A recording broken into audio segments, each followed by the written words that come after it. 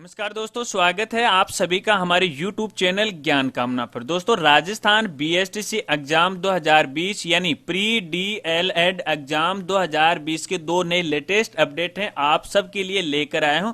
यदि आपको भी इन लेटेस्ट अपडेट के बारे में जानना है तो वीडियो के साथ आप बने रहें। दोस्तों, वीडियो में हम बात करेंगे बीएसटीसी काउंसलिंग प्रोसेस को लेकर के, क्योंकि विभाग के द्वारा एक बार फिर से बीएसटीसी की जो काउंसलिंग प्रोसेस है वो रोक दी गई है। विभाग के द्वारा ये प्रोसेस क्यों रोकी गई इसके बारे में मैं आपको बताऊंगा, और फिर से बीएसटीसी की काउंसलिंग की जो प्रोसेस है वो कब से शुरू होगी ये भी मैं आपको बताऊंगा। और इसी के साथ वीडियो में हम बात करने वाले हैं, यदि आपने बीएसटीसी एग्जाम 2020 का ऑनलाइन फॉर्म भरते समय यदि आपने अपने डाटा में कोई गलती कर दी है या फिर आपके डाटा में कोई गलती रह गई है तो विभाग के द्वारा आपको एक बार फिर से मौका दिया गया है। आप अपने डाटा में संशोधन है वो कर सकते हैं, और ये संशोधन आप कैसे कर सकते हैं ये भी मैं आपको बताऊंगा, तो वीडियो के साथ आप बने रहे। तो चलिए दोस्तों, वीडियो को शुरू करते हैं।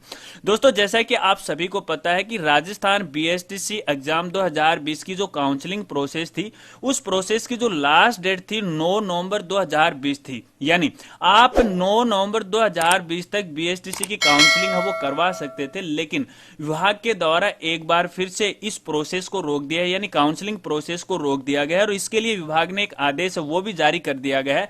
चलिए सबसे पहले मैं आपको वो आदेश है वो दिखा देता हूं। तो आप यहां मेरी स्क्रीन पे ये देख सकते हैं, यहां पर विभाग के द्वारा बिल्कुल साफ साफ यहां पे कहा गया है। तो देखिए यहां पे लिखा है अभ्यर्थियों के लिए महत्वपूर्ण सूचना, और लिखा है प्री डीएलएड परीक्षा 2020 के परीक्षा परिणाम की घोषणा उपरांत राज्य के अध्यापक शिक्षा संस्थाओं में प्रवेश हेतु दिनांक 26/10/2020 से अधिकृत वेबसाइट www.predld.com पर जारी ऑनलाइन पंजीकरण एवं काउंसलिंग कार्यक्रम माननीय राजस्थान उच्च न्यायालय के निर्देशानुसार एवं निर्णय के अधीन अन्य आगामी अधिसूचना जारी होने तक के लिए स्थगित किया जाता है। कहने का मतलब ये है कि हमारा जो उच्च न्यायालय है राजस्थान का, उसके द्वारा निर्णय लिया गया कि बीएसटीसी 2020 की काउंसलिंग प्रोसेस है वो एक बार रोक दी जाए, क्योंकि ये कानूनी प्रोसेस होगी। यहाँ पर विभाग के द्वारा कोई नया फैसला वो लिया जाएगा।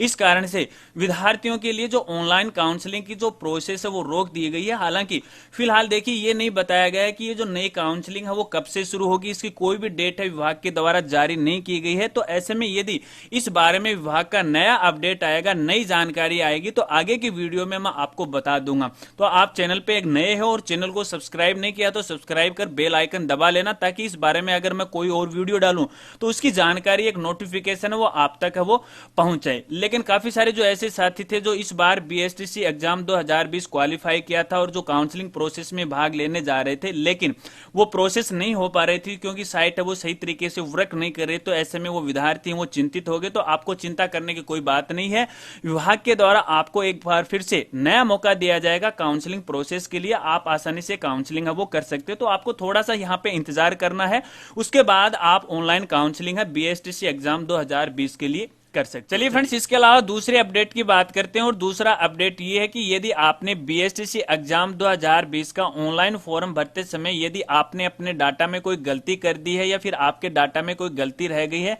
तो विभाग के द्वारा एक बार फिर से परीक्षार्थी के ऑनलाइन डाटा में संशोधन करने का मौका है वो दिया गया। हालांकि विभाग के द्वारा पहले भी ये मौका दिया जा चुका है, जिसके अंदर जो विद्यार्थी हैं या फिर जो परीक्षार्थी हैं ऑनलाइन अपने डाटा में है वो संशोधन कर सकते थे, लेकिन इसकी डेट है वो निकल गई, और काफी सारे ऐसे जो परीक्षार्थी वो बच गए जिन्होंने ऑनलाइन डाटा में संशोधन वो नहीं कर पाए। तो ऐसे में विद्यार्थी हित को ध्यान में रखते हुए विभाग के द्वारा एक बार फिर से ऑनलाइन डाटा में संशोधन करने का है वो मौका दिया गया। तो चलिए मैं आपको यहाँ पे दिखा देता हूँ, विभाग के द्वारा इसका आदेश है वो भी जारी कर दिया है। तो आप यहाँ मेरी स्क्रीन पे देख सकते हो, और यहाँ पे देखिए बिल्कुल साफ साफ यहाँ पे लिखा हुआ कि प्री डीएलएड परीक्षा 2020 के लिए पंजीकृत ऑनलाइन आवेदनों में अभ्यर्थियों की मांग, उनकी सुविधा एवं सार्वजनिक हित को दृष्टिगत रखते हुए ₹50 मात्र के टोकन शुल्क अदा किए जाने की शर्त पर संबंधित वेबसाइट पर जाकर के करेक्शन पैनल के माध्यम से प्रस्तुत विवरण में दिनांक 13 नवंबर 2020 से 7 नवंबर 2020 को रात्रि 12 बजे तक संशोधन किए जाने हेतु वेबसाइट विज्ञापन 15/2020 जारी किया गया था। सार्वजनिक हित को ध्यान में रखते हुए संशोधन करने की अंतिम तिथि दिनांक 17 नवंबर 2020 तक बढ़ाई जाती है। अभ्यर्थी का नाम, मूल आवेदन संख्या, पाठ्यक्रम के प्रकार, सामान्य संस्कृत, फोटो एवं हस्ताक्षर में किसी भी सूरत में संशोधन नहीं किया जा सकेगा। अंतिम तिथि के बाद संशोधन हेतु प्राप्त कोई निवेदन, आवेदन, आपत्ति स्वीकार्य नहीं होंगे। शेष शर्तें एवं प्रावधान यथावत विज्ञापन संख्या 01/2020 दिनांक 13 जून 2020 के अनुसार रहेंगे।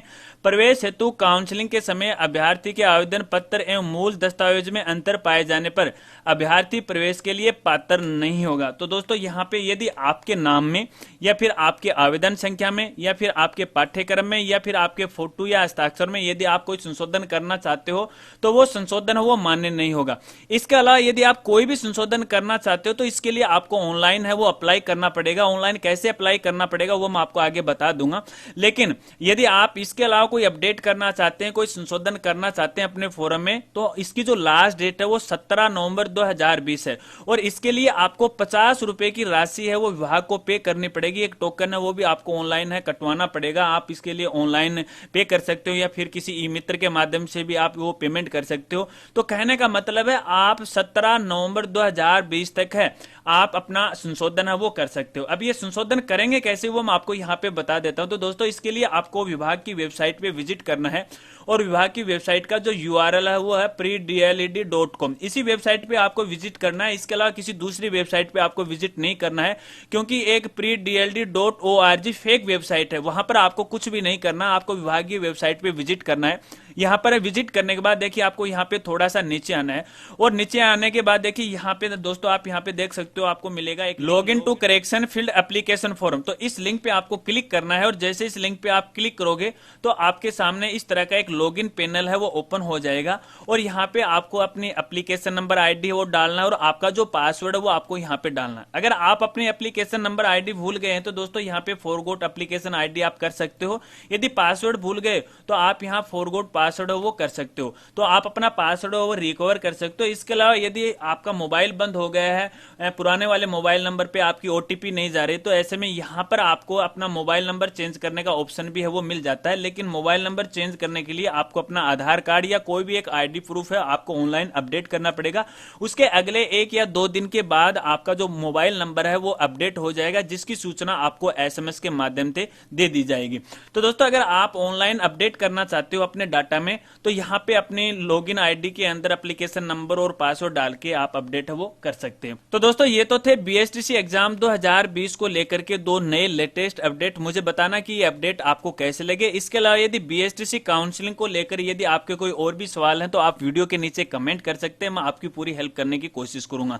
और दोस्तों इस जानकारी को आप ज्यादा से ज्यादा शेयर करें जो भी आपके साथी हैं, ताकि उनको भी पता लग जाए। वो चिंतित हो रहे हैं काउंसलिंग प्रोसेस को लेकर के। हालांकि काउंसलिंग जो प्रोसेस है विभाग के द्वारा एक बार फिर से रोक दी गई है, तो आपको चिंता नहीं करनी है, आपको घबराने की कोई आवश्यकता नहीं। विभाग के द्वारा इसकी जानकारी है वो दे दी जाएगी। जब नया अपडेट आएगा तो उसकी जानकारी आपको हमारे चैनल पे मिल जाएगी और हमारे चैनल का नाम है ज्ञान कामना। अगर चैनल को सब्सक्राइब नहीं किया तो जरूर सब्सक्राइब कीजिएगा और बताना जानकारी आपको कैसी लगी। मिलते हैं फ्रेंड्स अगली एक नई वीडियो के साथ, तब तक के लिए जय हिंद जय भारत।